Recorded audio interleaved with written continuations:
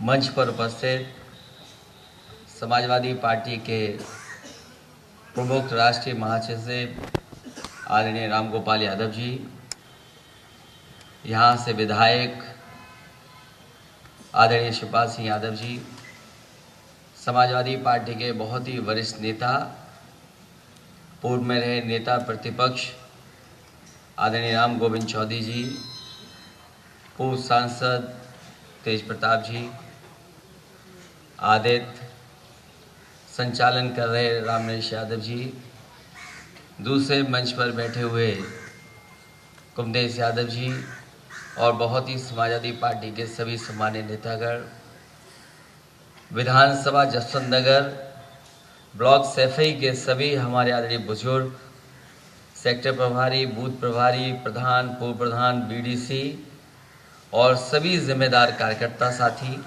पत्रकार बंधुओं, मैं सबसे पहले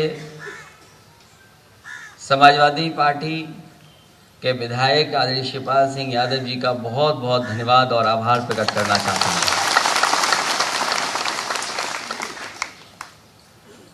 कि जिन्होंने यहाँ के जिम्मेदार कार्यकर्ता नेताओं को बुला करके इस महत्वपूर्ण चुनाव में अपील करने का काम किया है।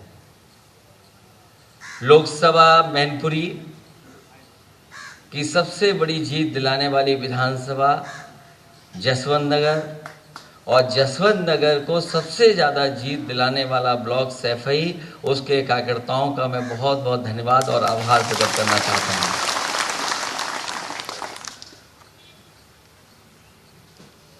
आने वाले चुनाव में जो 5 तारीख को होने जा रहा है, बहुत महत्वपूर्ण बातें पहले भी कही जा चुकी हैं और बाद में भी कही जाएंगी। ये जो चुनाव होने जा रहा है, ये विशेष परिस्थितियों में चुनाव होने जा रहा है।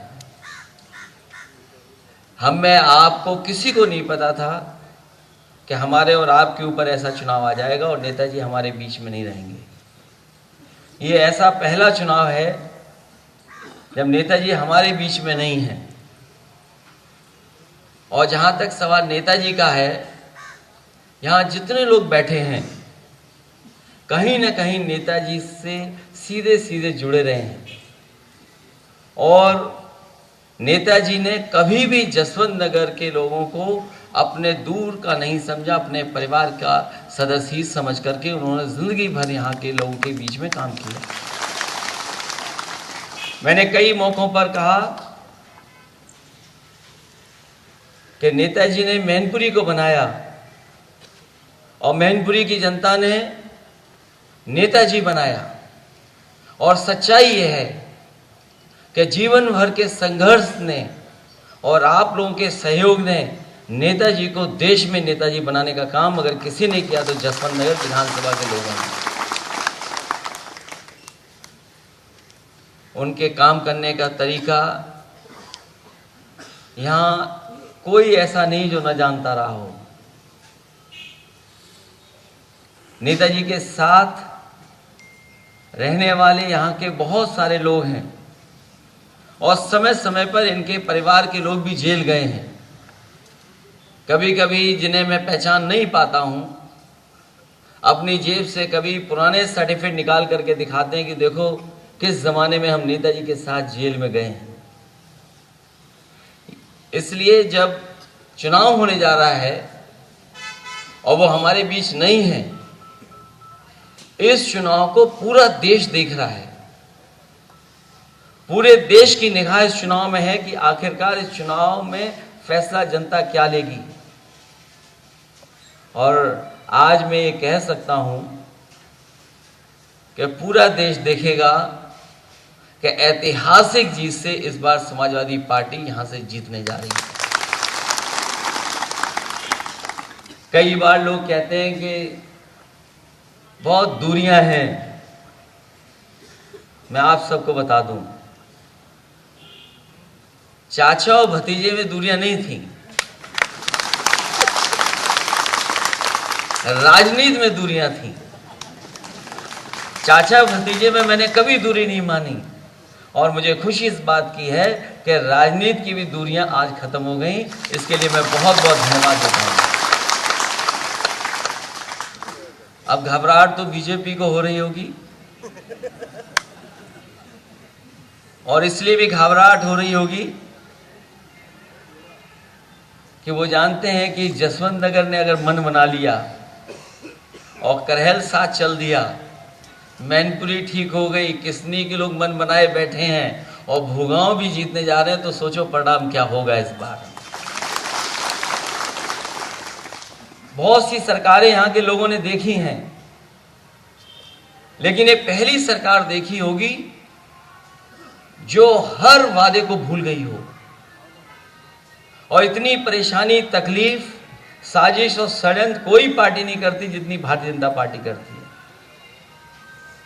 और भारतीय जनता पार्टी की तकलीफ बड़ी अजीब है, न हकीम पे दवाई है उसकी, न किसी वैद्य पे दवाई है, और जितने अस्पताल बने उस पे भी दवाई नहीं है। परिवार दूर हो तो कहते परिवार में झगड़ा है, परिवार एक हो जाए तो परिवारवादी पार्टी बोलते हैं। और ये तकलीफ भाजपा के लोगों को है और रहेगी, क्योंकि वो हर जगह कमी ढूंढते हैं। इसलिए इस चुनाव में, क्योंकि बहुत अलग तरह का चुनाव होने जा रहा है, ये जो समाजवादी रास्ता नेताजी ने दिखाया है, उसी रास्ते पे हम लोगों को चल करके समाज और देश की दिशा बदलनी है।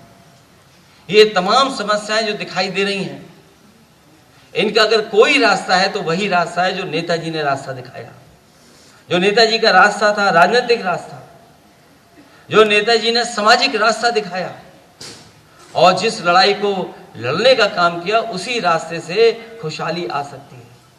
ये तमाम दावे करते हैं विकास का, ये विकास का दावा बीजेपी न करें, अपने भ्रष्टाचार का दावा तो कर सकते हैं, सड़कों पे गड्ढे का दावा तो कर सकते हैं, लेकिन जितना भी विकास अगर हुआ है तो वो समाजवादियों ने यहाँ का विकास कर करके दिखाया है। और अगर हम पीछे मुड़ करके देखें 35 साल 40 साल पहले, यही सड़क इटावा से मैनपुरी वाली कैसी सड़क थी, और जो आप बोल रहे हो आपके ज़माने का जो पुल है, तो 2 बसें नहीं निकल सकती उसमें।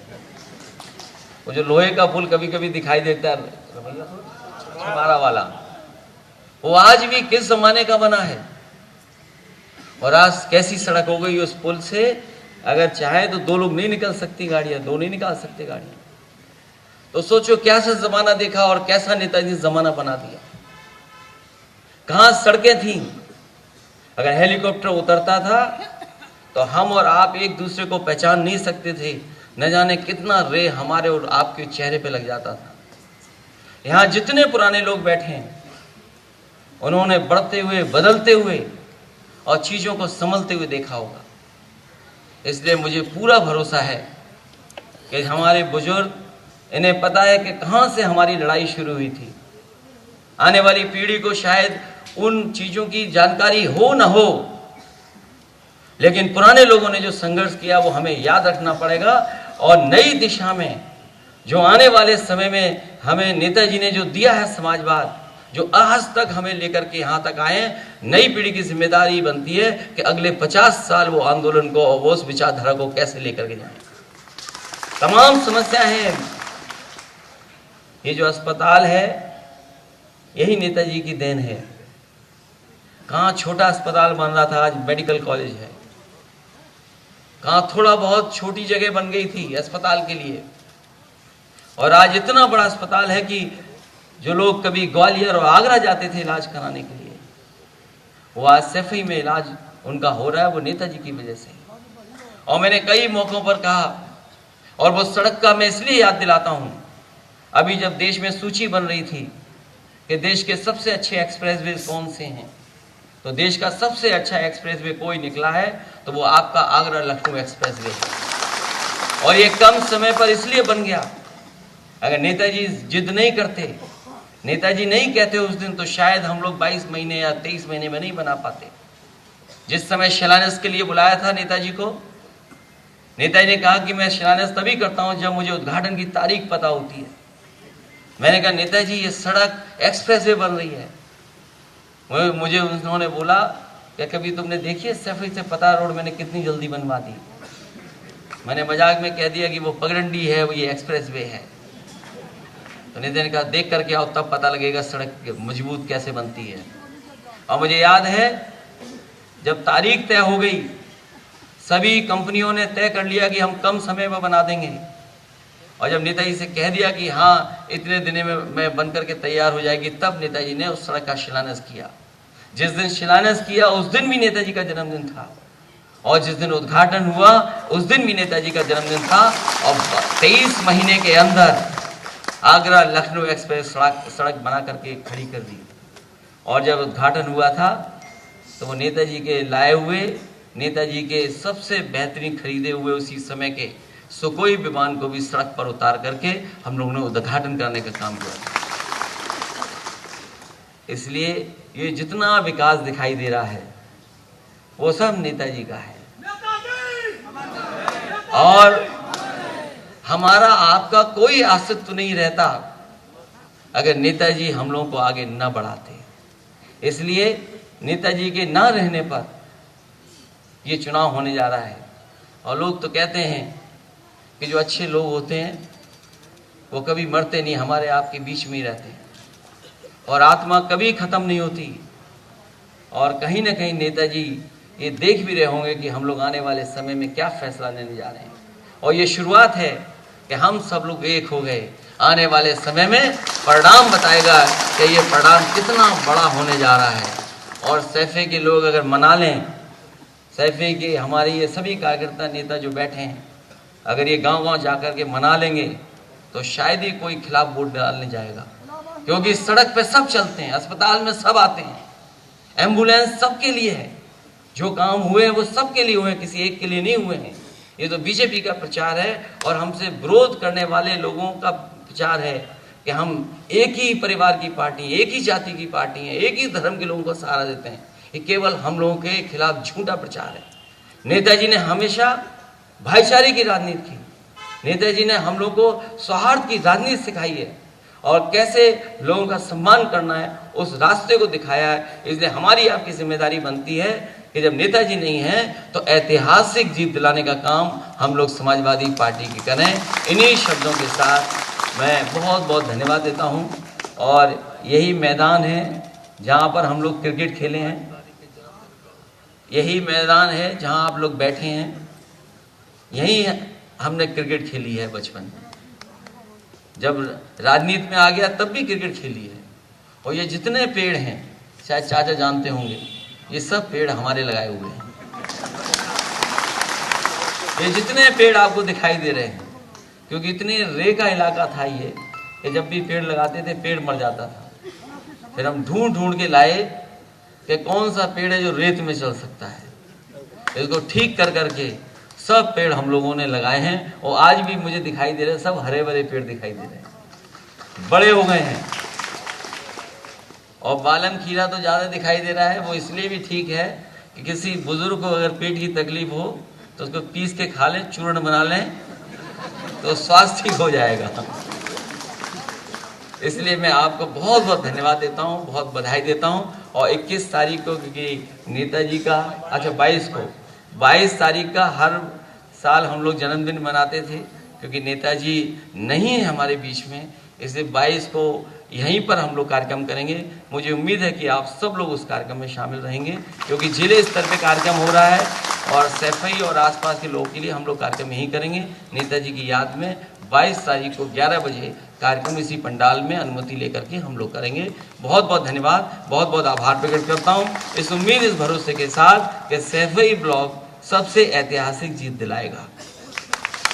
और जो चाचा ने कहा कि ईवीएम का पूरा ध्यान आखिरी वक्त तक करना है, क्योंकि सरकार ये नहीं बताती है कि 20 लाख ईवीएम गायब हैं। डब्बे बदल सकते हैं तो ईवीएम भी बदली जा सकती है। और कभी भी लोग शिकायत ये करते हैं कि ईवीएम 15 दिन रखी हुई है तब भी बैटरी पूरी 100% है। पिछली बार तो चुनाव जनता ने आपको जिता दिया था, लेकिन प्रशासन ने और बहुत सारी संस्थाओं ने मिलकर के आपको चुनाव हराया था। जनता ने वोट आपकी सरकार बनाने के लिए दिया था, पूरी जनता जानती है कि उत्तर प्रदेश में समाजवादियों की सरकार बननी थी।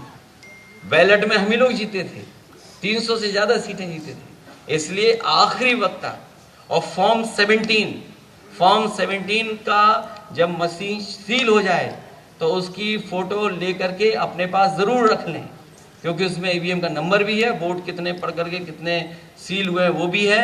उसके साथ साथ आखिरी वक्त तक देखना पड़ेगा, क्योंकि रात में कई बार 2 और 3 बज जाते हैं जब स्ट्रॉन्ग रूम सील हो पाती हैं मशीनें जाकर के। इसलिए जहां दिन में हमें काम करना है वहीं रात तक हम लोग को जिम्मेदारी निभानी है, क्योंकि ये चुनाव बहुत महत्वपूर्ण है। इसलिए भी महत्वपूर्ण बन जाता है कि बंगाल में तो ये हारेंगे, बिहार में भी राजनीति बदल गई है, उत्तर प्रदेश ही है, और उत्तर प्रदेश ने तय कर लिया कि बीजेपी नहीं आएगी तो देश में कहीं बीजेपी नहीं आ सकती। इसलिए आपकी हमारी जिम्मेदारी जहां नेताजी के सम्मान की वो तो है ही है, लेकिन देश की राजनीति को दिशा दें उसकी भी हमारी आपकी जिम्मेदारी बनती है। यही रास्ता नेताजी ने दिखाया था, उसी रास्ते पे चल करके हम लोग समाजवादी पार्टी को मजबूत करेंगे। बहुत बहुत धन्यवाद और बहुत बहुत आभार प्रकट करता हूँ आपका।